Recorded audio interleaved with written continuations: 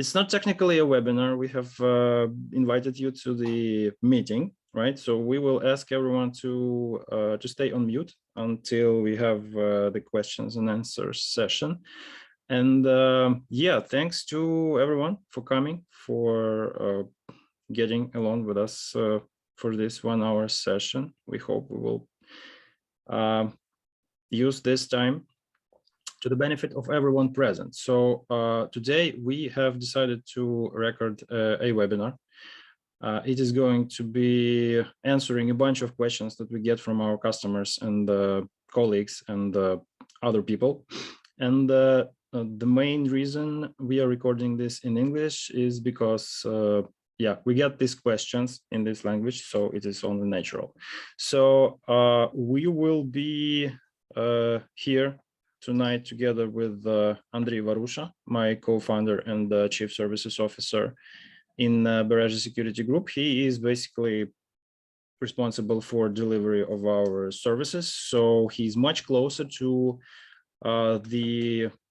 getting the hands dirty with the work than I am. I'm currently a CEO, which means that I am mostly engaged in sales and other commercial activities, but still I have some relevant experience and I'm eager to share it with you.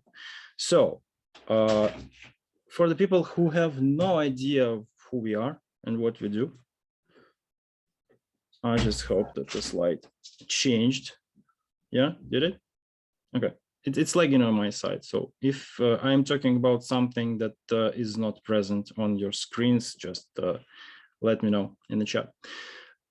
So we were established in 2014, and by chance, on this very day, right, on the same date we have today, on 11th of November of 2014, the first legal entity of Berezha Security Group has been registered in Ukraine. Currently, we have over 80 customers. We did not check, but yeah, with the progression we had last year, we think we have around 90 already. Currently have successfully accomplished the results for 300 projects. Our customers are mostly happy with us. You can check our profile on Clash. It has a lot of public references. All of them are related to some kind of work we did, and we try to keep it in good shape. So what we provide is basically application security assessments, network penetration testing, application security consulting, some professional training around those lines, and anything that effectively pivots from these topics. So we engage with our new customers with this portfolio, but if it comes to incident response or forensics or any type of cybersecurity consulting, in general, we are available to help, or at least to try to help our existing customers. So to be more specific, what gives us a right for an opinion regarding the topic of today's webinar, we have humbly listed the certificates that our staff has, and some of these acronyms are possessed by us, me and Andriy. And a little bit of disclaimer here, none of the topics that we will cover today are based on rock solid scientific data. So this is our professional opinions. And some of them are still the topics of our internal discussions. So why this webinar, first of all? So the idea came to Andriy first. Maybe Andriy, you want to tell a story, how it happened? Oh, the story is pretty straightforward and organic. It's just, especially recently, by chance, we got a couple of customers or potential customers with who we argued about the mode in which we would like to conduct the, well, not actual penetration test, but rather security assessment of their web application. So for some reason they were, or for different reasons, we'll actually discuss for which reasons people sometimes insist on black box. So they were insisting on black box, where our joint vision was that it is not the most efficient way to spend their money. And because we repeated the same type of arguments to several customers, I said to Vlad, well, maybe we record a webinar where we first, to everyone who's interested, tell our opinion and our arguments live. And secondly, we'll have the recording that we'll be able to share with the customers with who we don't reach a consensus or some agreement on which mode should be most efficient for them. So that was the reason, or what triggered this idea from my side. Exactly, that's how it started. But then we have started to dig deeper and see how the definitions of these box colors have changed over time. And I, for example, have updated some of them recently. And I have decided that, yeah, it's a great idea. We need some video to show our future customers. And of course, we need a consensus. And any consensus is useless if it's not based on a bunch of professional opinions. So that's why we have decided to do this small event on our birthday.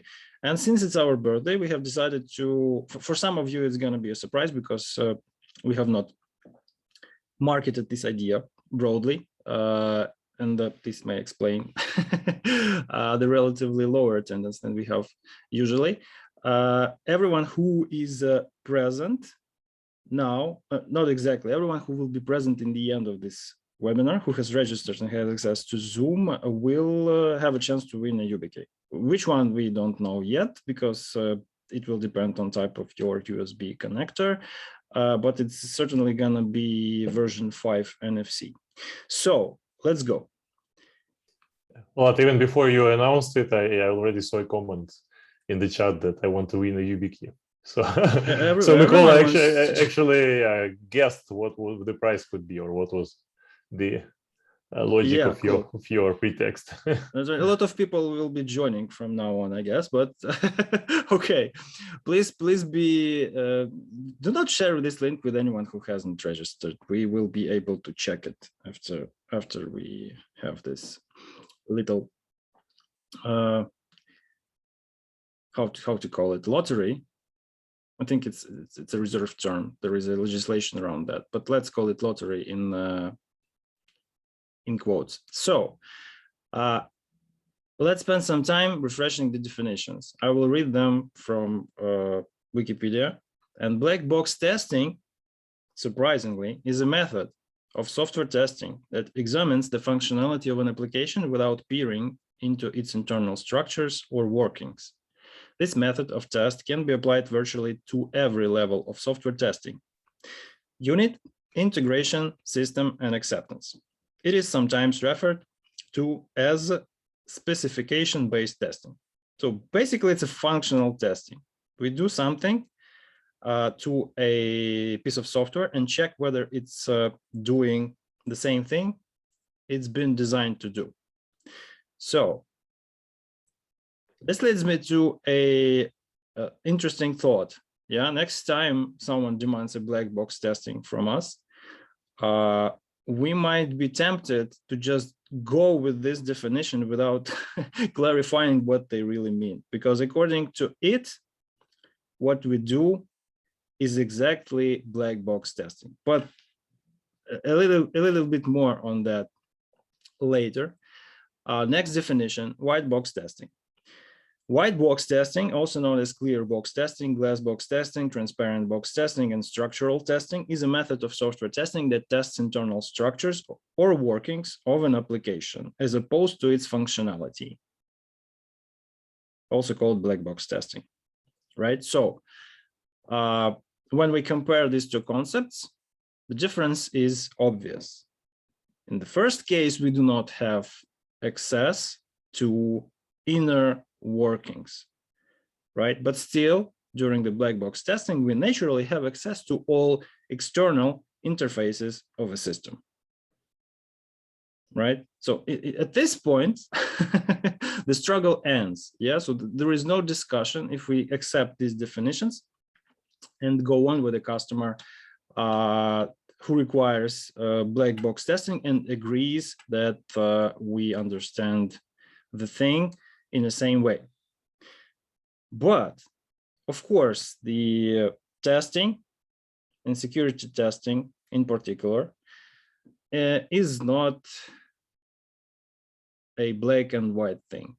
There is a spectrum, a continuum of different configurations of possible testing exercises between black box and white box. And this brings up a definition for gray box testing, which is a combination of white box and black box testing, right? So the aim of this testing is to search for defects, if any, due to improper structure or improper usage of applications. So basically it's doing both, right? To some extent or entirely, but both. Combining these two modes in order to achieve more relevant results. Why these results will be naturally more relevant? Just because you will be able to compare the results of both black box and white box, and in this way validate one or another. So if you get a hint of anything going wrong in a black box mode, you just go down to the internal workings of an application, right? You get an idea how this particular area, how this functionality is implemented, and you know whether there is a vulnerability or there is none, right? Without spending a lot of time to find out in a black box mode. Okay, so now straight to the point. Why could anything go wrong with these definitions? Simply because most people who use them do not read Wikipedia all the time. So there is a lot of sources of information out there. These particular terms, black box testing, white box testing, gray box testing, etc., are the subject to search engine optimization. This is why marketing people use it a lot, like a lot, okay? And these people use it slightly differently from how professionals do it, okay? So long story short, people optimize their websites not to present correct information, but to be searchable. So basically, people put on their website the things that other people search for. And the other people means people who do not read Wikipedia every day. A couple of possible misconceptions that we usually find in the reasoning of our clients are: first of all, if it's black box, we will not give you user accounts. Okay, so it means external to the application with no access to its internal functionality, which is by definition not very in line with what black box testing means.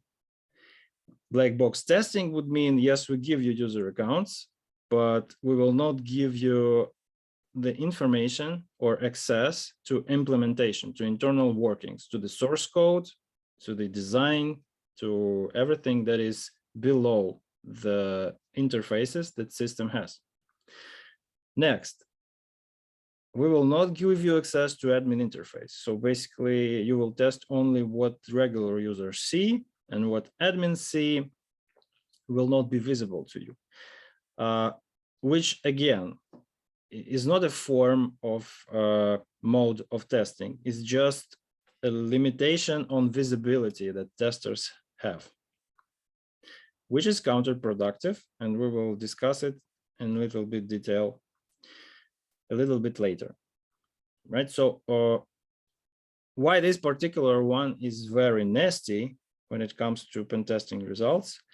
Imagine an XSS, for instance, cross-site scripting vulnerability or JavaScript injection, however you call it, that is possible to plant from outside admin interface, right?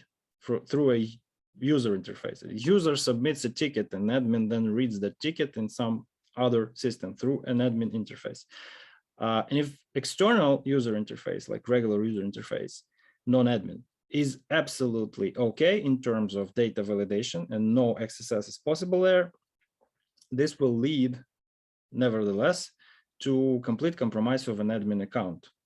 Of course, if it's authorized by a cookie or some other material, it can be stolen via an XSS, right? So it's just impractical. Why not test the most important thing that you have, an admin interface? Next one, black box means we will not give you documentation, which is, of course, arguable, but again, is not a form of black box testing. It's just limiting the amount of access to information that testers have. If this documentation does not disclose the low-level implementation of the application, but just gives you an idea about the environment and descriptions of all the interfaces and their functionality, staying above, going into internal workings of the application, it's still relevant to black box. And the final one, we will not put you into allow lists on our firewalls and web application firewalls. So we will basically see the application the way regular users do. Yeah, I could stay on this for longer, but let's just let's just leave it like that. And the only thing that actually is legitimate when a client insists on black box testing is that they will not allow us access to the application source code, which is completely out of the definition of black box. And if access to the source code given, then automatically we have understanding and visibility of all the internal workings of the application. And the specification doesn't matter anymore. We just can go straight to the implementation and see everything for ourselves, which makes the testing mode absolutely wide. For next one, I think I will ask Andriy to comment. Sure. Actually, Vlad, if you wouldn't mind, and actually stop screen sharing for a moment, I've prepared one picture, actually two probably, that will, as I think, help everyone understand my analogy, which I will use when I will talk about the other misconceptions. So now you should see a picture of a nice medieval castle from my side. If you do, please let me know. Yes, we do. Yes, we see. Right. So when I think about the security, I often compare it to fortifications, and probably not only me. And let's imagine that we now have this fortress as an analogy to an application. It's a probably not bad designed application. You see like layered defense, defense in depth principle. You also see the isolated core, the dungeon. You see like a hardened entry point, the barbican, and so on. And now, first, let's, in this analogy, imagine what a penetration test or application security assessment, whatever you call it, how it's compared to a real life or real attack. So in real battle, there would be a huge army, right, standing in front of this fortress, maybe thousands, maybe hundreds of thousands of warriors. And they would be standing there either until the fortress falls or until their resources are, exhausted. Food, people, mood, the morale, and so on. But anyway, it will be a long time. Anyway, it will be a huge scale. So that's kind of the real life. If you have online application, you are scanned, you are approached, but lots of actors constantly, basically, like during a long period of time. So the resources which are cumulatively spent on how to say, tempering your security are very huge, right? Let's say unlimited. Now let's say, or let's compare penetration test team to this. So in this huge castle or fortress, there will be, I don't know, 3 guys standing in front of this entry door, right? And of course, with all the automation and tooling that we have right now, probably those 3 guys will be multiplied or leveraging all this. They will look as a small army in terms of their capabilities. But still, it will be a limited effort for limited time of limited resources, right? So it is anyway a limited something versus virtual and limited resources that the internet possesses to temper your application. Why it's important to understand? Because whatever we do in a testing, penetration test or application security assessment, anyway will be less than the outer world will do to you. So this first thing when you are asked, are you sure that you found everything that an external potential attacker will find? The obvious answer is no, because external attacker possesses significantly higher resources than the penetration testing team. And if you will ask yourself why then the penetration test is limited in weeks, right, not months or years, the answer would be, at least my answer would be, that that's the trade-off that the economics of all this provides, because everyone is ready to pay only as long as this brings more value than it costs. So the most value of any penetration test you will get in the initial couple of weeks when all of the different approaches, techniques, testing procedures will be performed. And each next spent week, month, or year on this same scope will, of course, increase the value, but significantly less. So the marginal impact will be less. Yeah, exponentially less. So that's why the most of the customers are ready to pay only for the initial, let's say, 3 weeks or 4 weeks of this exercise, and only very few are ready to pay for the permanent red team on board or outsourced, whatever. So that's the first analogy to show you. And second analogy based on this castle and also another picture that I have is imagine that you have this misconcept of black box. And you say, do me a black box, meaning that your team will not know anything about how this fortress is inside. Are you sharing another picture now? No, it's not yet, but I will. Okay. Sorry. And having no access even to go inside and see. So all these 3 guys, 3 warriors, which is a Pentest team, they're standing in front of this Barbican, and they are told, attack this castle like if it would be attacked by the whole army, right? And what they will do? They will try to open the gate. They will try to climb over these Barbican walls, maybe go to the border of the moat and see that, yeah, they can swim over the river and so on.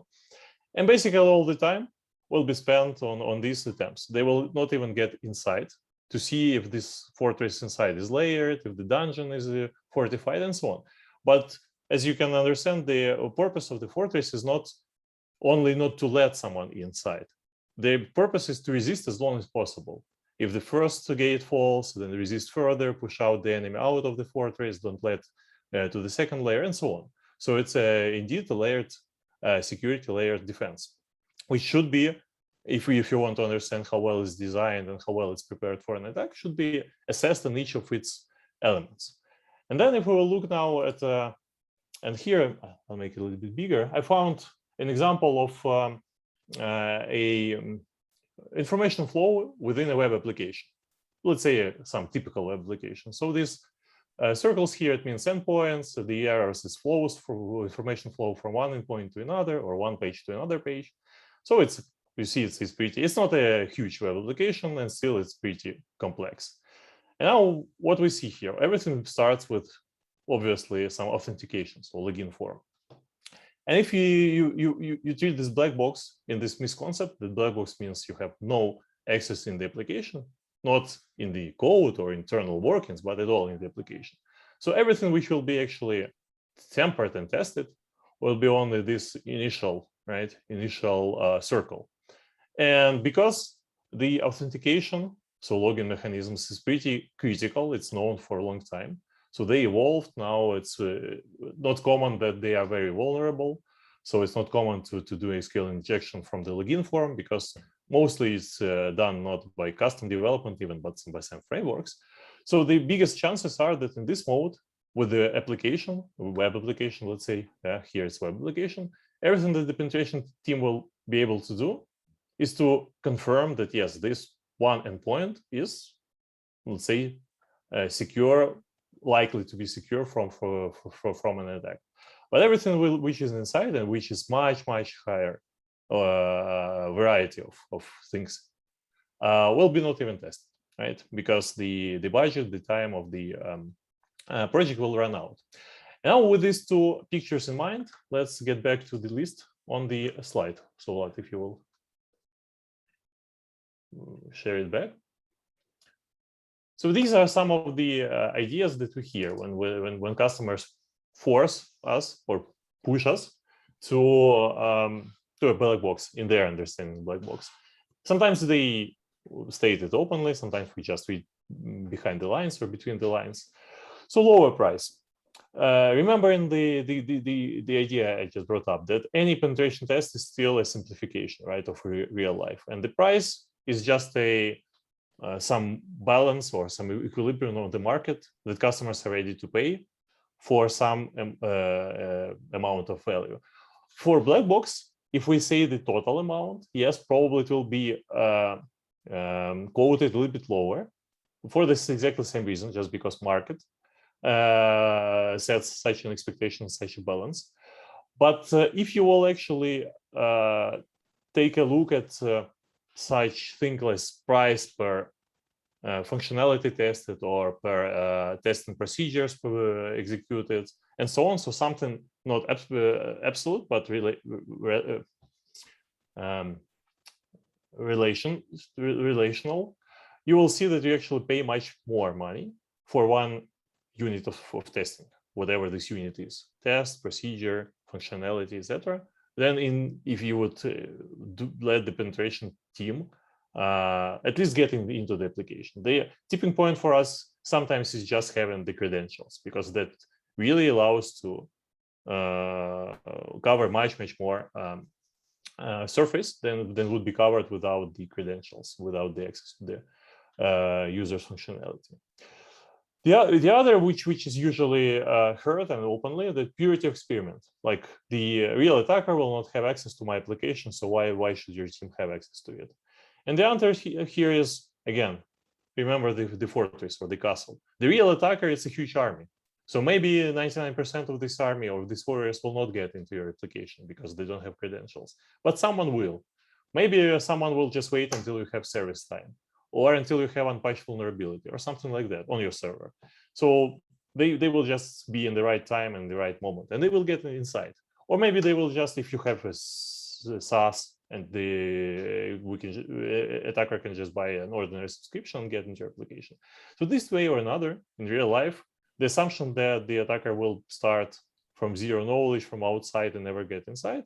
So you have just protect your Barbacan, your external perimeter, access perimeter, right? Not network, is probably a bad assumption, because it's not, it probably underestimates the probability of getting access to your application, unless it's very limited internal use application where indeed it's very difficult to, get inside for a legitimate reason. And still don't forget about, even in such cases, about the human factor, right? So the legitimate users of your application still can be phished, can be bought in brackets, so like bribed and so on. So even in this case, probably the assumption of external danger should be questioned.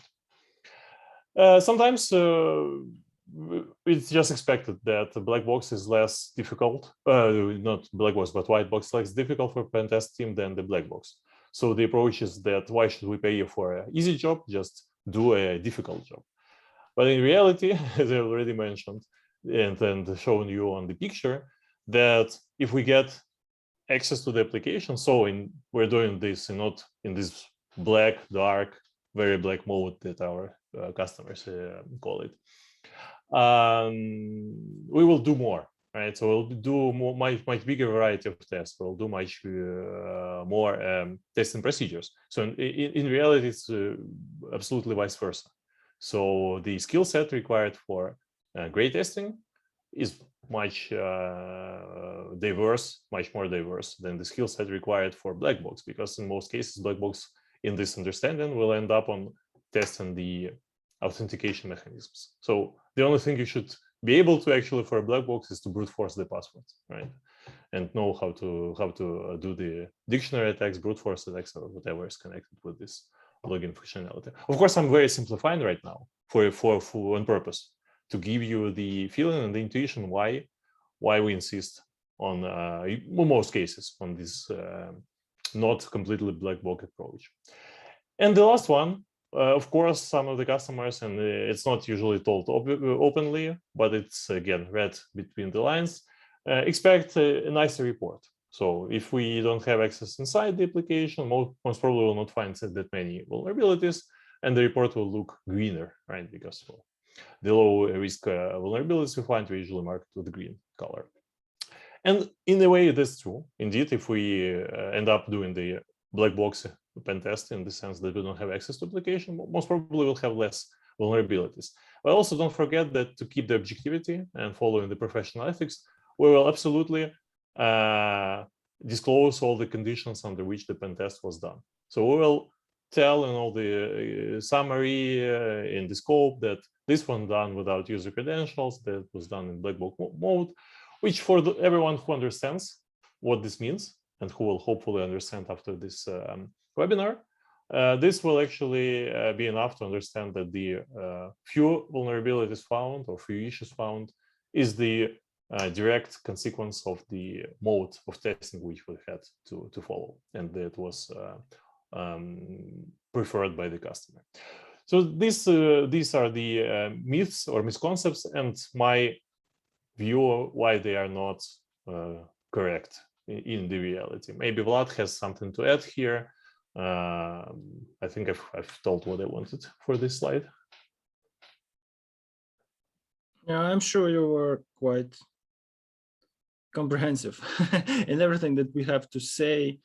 In this case, the only two things I would add to your parable with the medieval castle is that 3 people, it's the best case scenario.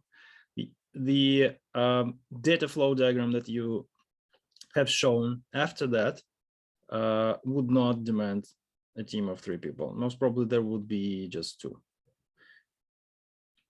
Okay, so what are the obvious, at least when you are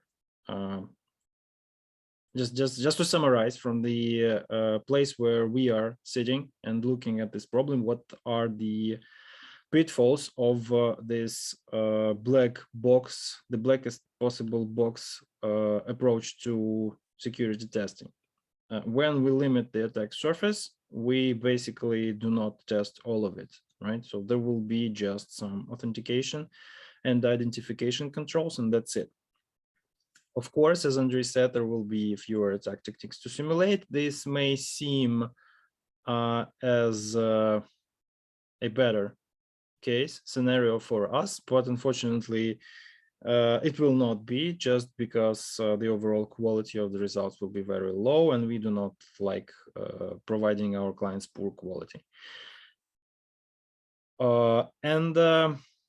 The report, after all, will be completely useless. The only application of this document will be just to let a very incompetent auditor to go away. And the worst of all, it will create a false sense of security in the audience.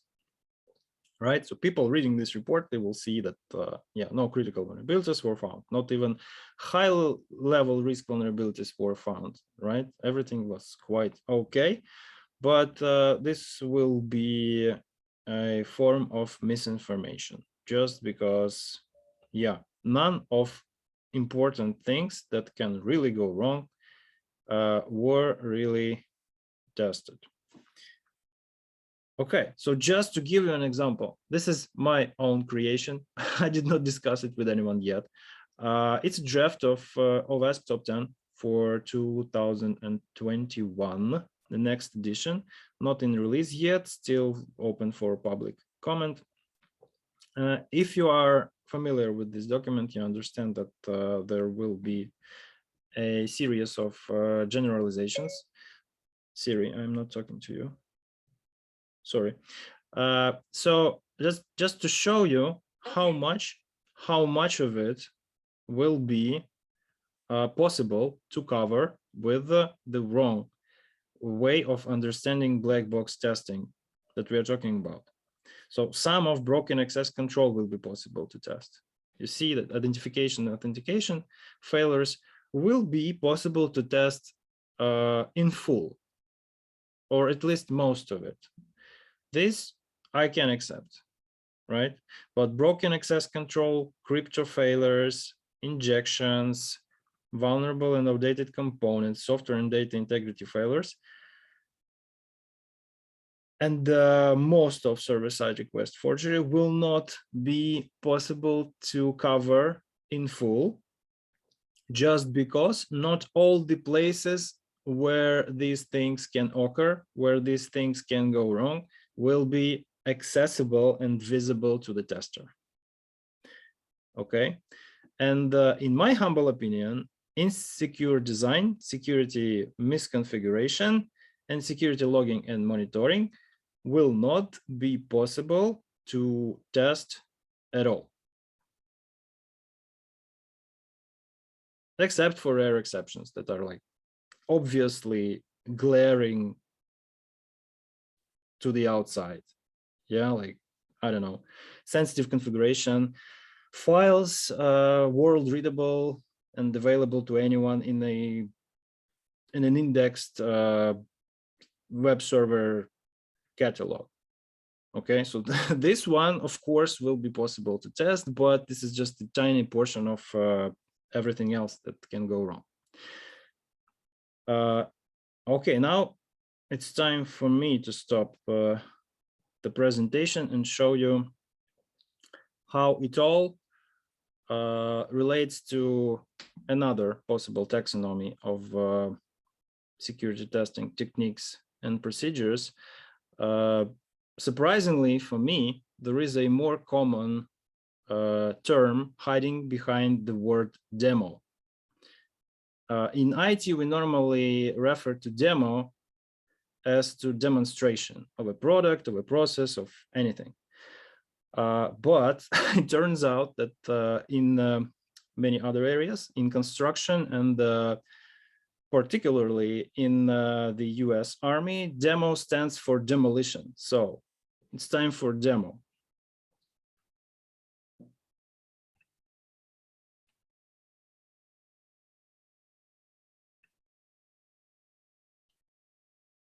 Oh, and it's closed. Give me 1 second. Okay, if you are familiar with MITRE ATT&CK in general and MITRE ATT&CK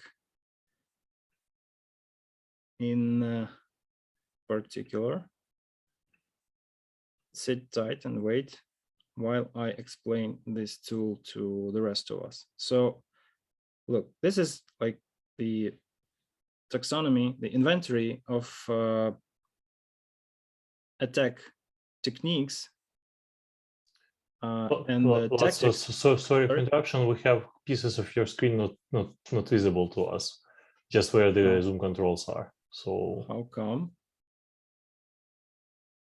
So we don't see some of the surface. Do you see most of it? Most of it, yes. So in case, yeah, probably just minimizing the this window, and well, I think it's tolerable. So let's continue. I cannot change it because I don't know what's the reason. Okay, so this is MITRE ATT&CK. Attack metrics, which is not the metrics at all. It lists different techniques in context of different tactics horizontally, yeah, that are used in cyber attacks in general by different attack groups, different threat actors. Commercially motivated cyber criminals and politically motivated state-sponsored APTs, but whatever. So all of them use some sort of procedures that span over these different tactics and use these different techniques. Each technique, of course, has it's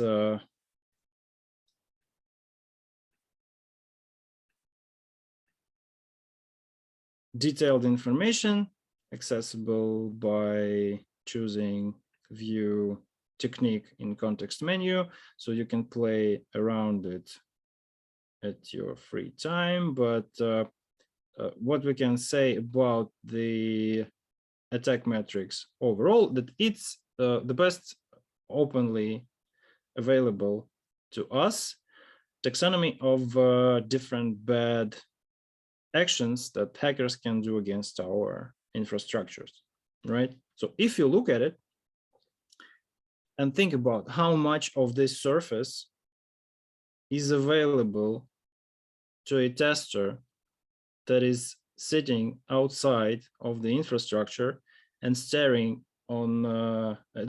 at a web interface of the company's VPN server, you will see that basically it stops like here on the initial access. Some of execution techniques are still available, but everything that follows, starting with persistence, privilege escalation, defense evasion, credential access, discovery, lateral movement, collection, command and control, exfiltration, and impact, is basically out of scope. It's not visible.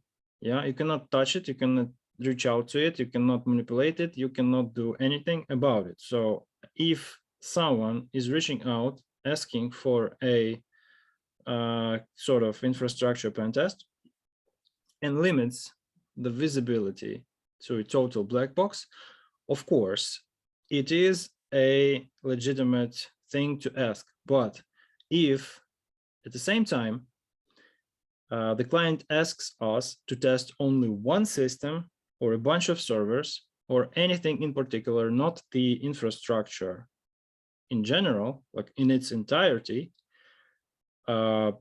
this decreases the level of expected quality dramatically. Okay, so if it's limited in scope and black box at the same time, the results will still be useless. Sorry. The only way to approach the task and produce meaningful results is to go full scope. In this case, given enough time, it is still possible to produce some value, to deliver meaningful and valuable results that the client will use in their software or infrastructure or organizational security program. But otherwise, if the scope is limited and the visibility is not full, it will be very poor in quality. Okay, back to the slides and what we have here. And there's a question in the chat. Can I ask a question after the presentation? Obviously, we'll have time for Q&A. You will have to. You must. Otherwise, it's all useless. You can type your questions right now, or you can wait until we discuss it in voice. So what this leads me to, I was trying to lure Andriy into, I don't know, co-authoring this law with me, but still he hesitates. So this is why I'm not naming it with our last names. I'm naming it the law of pentest quality, which is not law at all, but Moore's law is not mathematical law neither.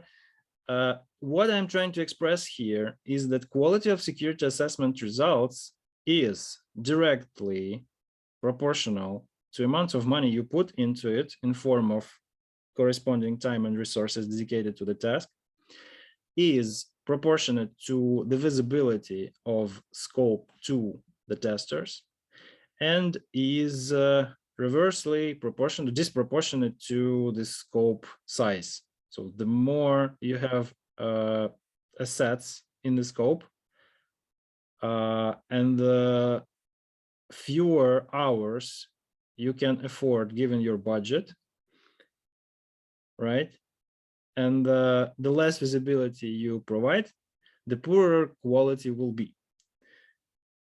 And on the other hand, if you have a satisfactory and adequate budget, if you provide widest and highest and deepest visibility, and if you fix the scope at some point, according to the budget you have, for instance, this will allow you to demand the highest possible quality from the testing team. I think it's self-descripting, self-explanatory, right? I just realized that this formula also illustrates if we treat quality as some constant or at least some minimum required level, then it also illustrates the statement that for the black box in this wrong understanding, the cost per scope will be higher. So it's just mathematically will mean that you have to put more money to cover the same scope if the V is lower. So I think for sure. Yeah, just rephrasing it, yeah, moving M to the left and Q to the right, you will see the equation from the other point of view, and it will demonstrate the thought that you have just stated. Okay, so I hope everyone will forget this right after the webinar, and maybe I will even trim it out of the video. I need to think about it more in order to like sign this formula and say it's working, but it more or less generalizes my own experience. That's candidate for Nobel Prize. Why should you trim it out? No. As I said, no solid mathematical or scientific background behind it. It's just my intuition that I put into some sort of interdependency. Okay, what are the possible solutions to a situation like this? You have a client who insists that you need to go black box. So what way do you take? Yeah, for us, at least when I go to the limits of my imagination, yeah, it falls into one of these three possible scenarios. So first one is totally black hat. Okay, just go with your own definition. Black box, okay, I will put it into the contract. I will define it as I understand it and hope that my client will not get it until the point when it's already too late. Okay, so it's a possible, it's a viable, absolutely realistic scenario, but it's not what builds trust between us and our client in the end. So to this point, and I think going forward, we are and we will be avoiding this kind of behavior, just because building long-term relationships is much more important for us than winning each and every client. Okay. Second possible way to deal with it is to establish a foundation, yeah, to run a campaign or to market these definitions and make them clearly understandable by all involved parties and stakeholders. So in part, this is why we are holding this webinar. The third way is be more detailed and descriptive when you talk about this stuff, right? Because currently people just Google it. And when you Google it, you will not find a Wikipedia page on the first page of Google results, right? Because everything is optimized for search engines the way that Wikipedia is on page 4 or 3 at best. And as a result, we have unclear definitions that provide a room for speculation and for black hat SEO and other ways to market services, which is also a way to do business, but it does not make the environment any clearer, right? So these definitions stay blurred and no one is sure what they're talking about. And the fourth way forward would be assume that everyone is acting in good faith, right? And try to identify these points of misunderstanding and clear them out at every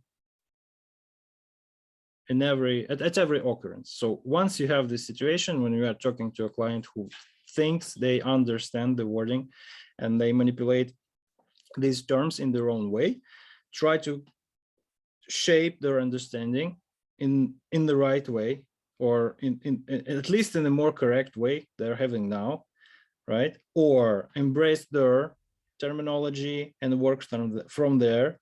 So establish these conventions on ad hoc basis per client, and put the work in order to apply their affordable budget in the most efficient way.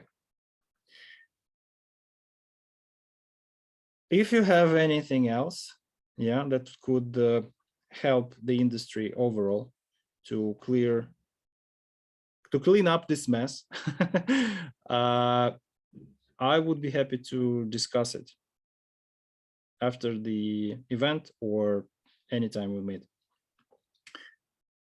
But that's it for now. That's all that I had to say. Andriy, do you have anything to add? No, I don't think so. I think we've covered cumulatively with you all the ideas we wanted to share. So Okay, I think great. we can move on to questions. I see at least 2 people willing to ask something in chat.